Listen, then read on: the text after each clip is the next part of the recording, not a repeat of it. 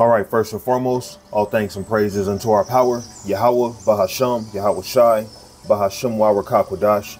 Peace, blessings, much respect to the elders and the apostles of Great Millstone, on down to the rest of the elders who rule well within Israel. Salutations to the hopeful elect throughout the four corners of this whole entire earth, no matter where, whom they may be, or what they may look like, pushing out this purified truth. To the rest of the church who believe as well. You men who may not be teachers or prophets, you women, sons and daughters also.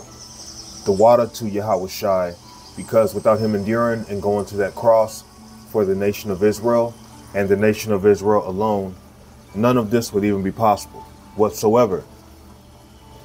So let's go on ahead and set this off. Let's jump right into it. Let's go into Philippians chapter 2 and verse 12.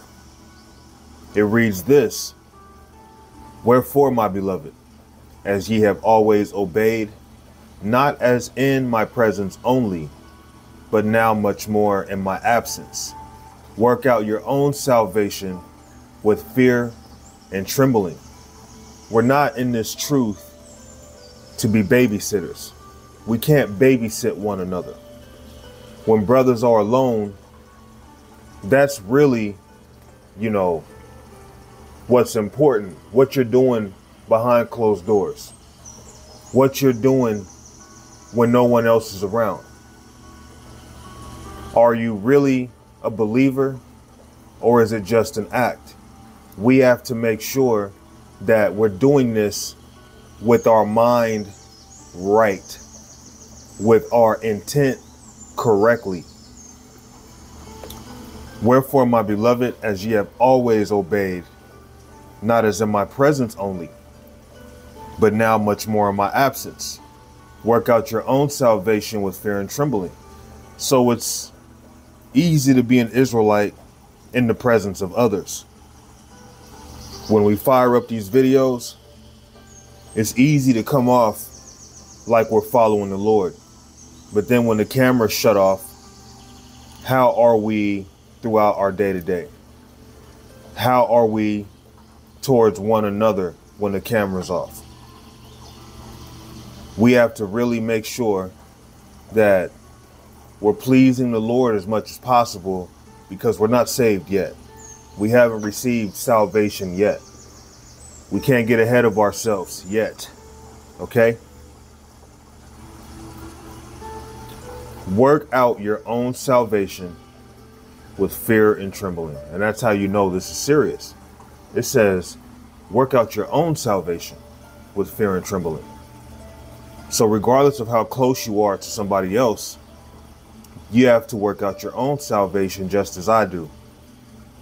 Me doing these videos, it's in hopes to feed the flock. But nevertheless, I have to work out my own salvation. So part of me doing these videos is, yes, to feed the flock, but it's also to work out my salvation. It's also because I fear and I tremble, knowing that the Lord can truly destroy us because we disappointed him. And that's not what I want for myself.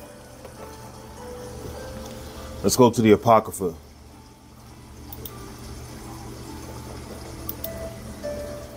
Notification. 2nd Ezra chapter 8 and verse 3. There be many created, but few are saved. So everyone's not going to make it. We're not saved yet. And to be saved is written in a future tense. It's not written like it happened already. You don't get saved because now you're in the truth. You know the names of the Lord, so you automatically have a spot on a chariot. You are saved if you are called and chose from the beginning of the world, right? And then you come back into this truth. You receive this word. You're enlightened. That's how you're saved. You have to be called and chose, and you need this truth.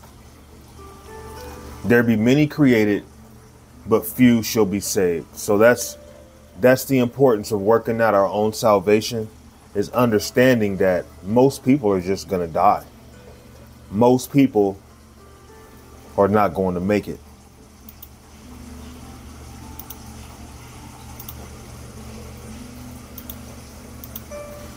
Exodus chapter 23 and verse 2. Thou shalt not follow a multitude to do evil, neither shalt thou speak in a cause to decline after many to wrest judgment. So we shouldn't follow a multitude to do evil because most people are not going to make it. Again, 2 Ezra 8 and 3. There be many created, but few shall be saved. So with all the innumerable amount of people who have been created on earth, a very small remnant are going to be saved. That's not everybody. So that shows you the importance of fearing the Lord and being obedient, because most aren't going to make it, which shows you the difficulty of being in this ministry. And it's also rigged because you can't make yourself the elect. 2 Ezra chapter 9 and verse 7. And everyone that shall be saved. Again, it's written in future tense because we haven't been saved yet. We're still in these corruptible bodies. The nuclear missiles haven't been sent off yet. The mark of the beast hasn't even been sanctioned as law yet. Famine hasn't even hit yet. Okay? You're not seeing cannibals like it's a normal thing. So we're not saved yet. We're not saved until we make it onto them chariots. Okay, and we're looking down upon Babylon fall. And everyone that shall be saved and shall be able to escape by his works and by faith, whereby ye have believed, shall be preserved from the said perils, and shall see my salvation in my land. So we haven't received salvation yet, but we have to seek out our own salvation, because most people are not going to be saved. Most people, they can't obtain this. It's not for them. Let's start over on verse 8. 2 Ezra 9 and 8.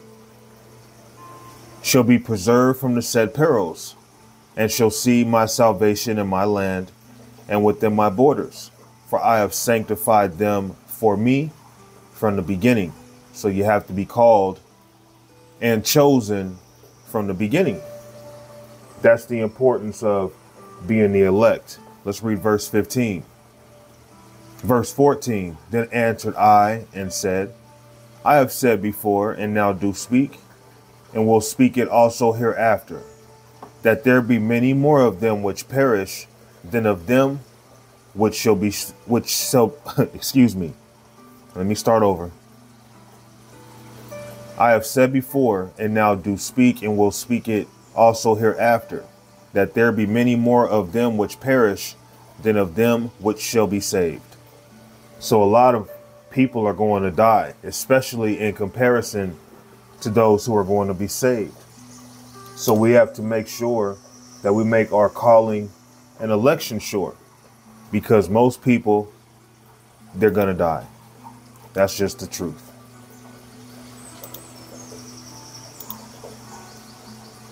Second Peter chapter 1 and verse 10.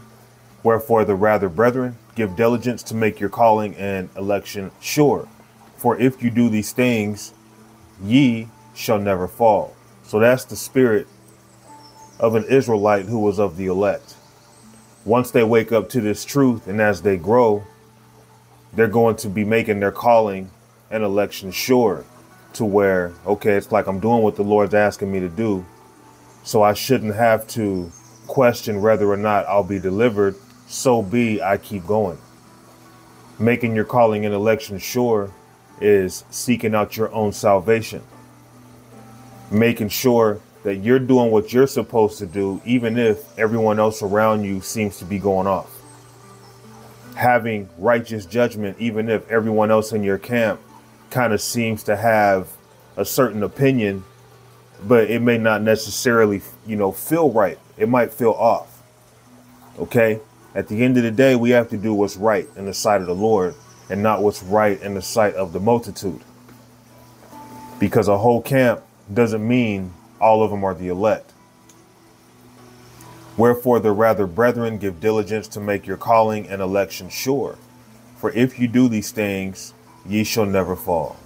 So if we keep, our eyes on the prize, if we keep going, if we keep fighting for victory, there's no reason for us to fall. It's already promised what's going to be given to those who endure until the end. Let's go to 1 Corinthians chapter 15, verse 1. Moreover, brethren, I declare unto you the gospel, which I have preached unto you, which also ye have received, and wherein ye stand, by which also ye are saved, if, and here's the if, because we're not saved yet, all right, by which also ye are saved, if you keep in memory what I preached unto you, unless ye have believed in vain. So in order for you to believe, you have to be given faith, because faith is a gift.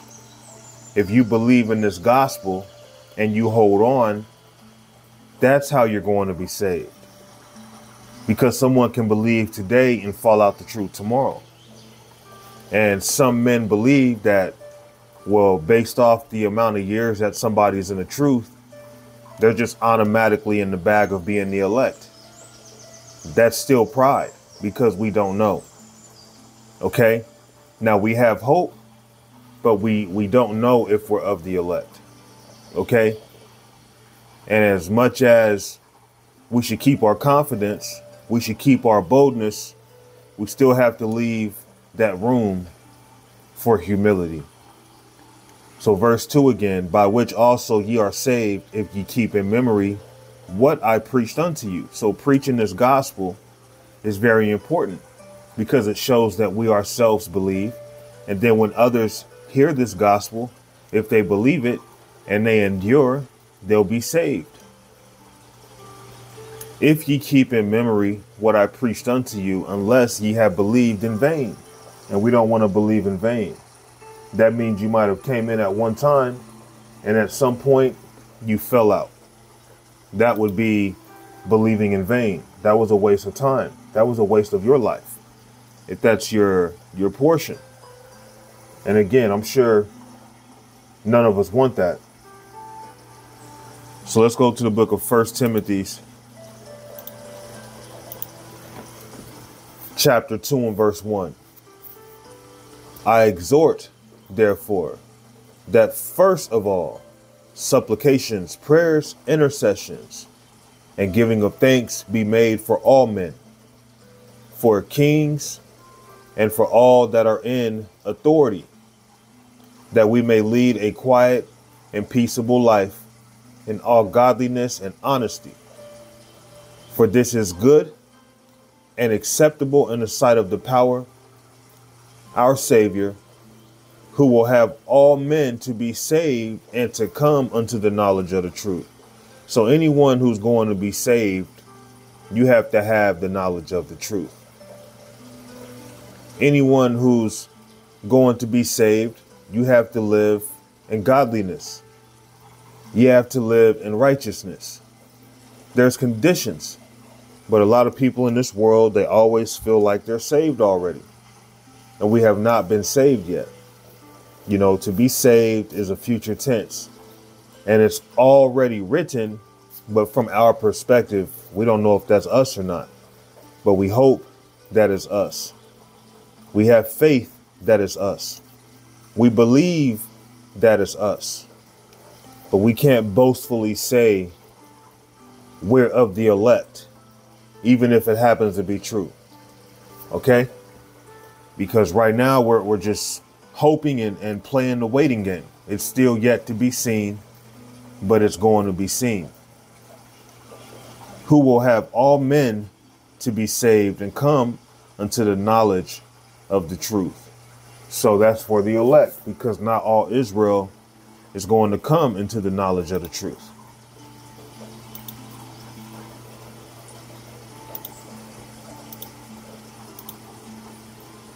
Romans chapter 11 and verse 7. What then? Israel hath not obtained that which he seeketh for, but the election hath obtained it, and the rest were blinded. The elect are going to receive the truth. The elect are going to be saved. The elect are going to see through gross darkness. But the majority of Israelites, they're not going to make it. The majority of Israelites are going to die. Because this world was made for many. But the world to come was made for few. And the world to come is really for the elect of Israel. I might go on ahead and close it. Let me see something right quick.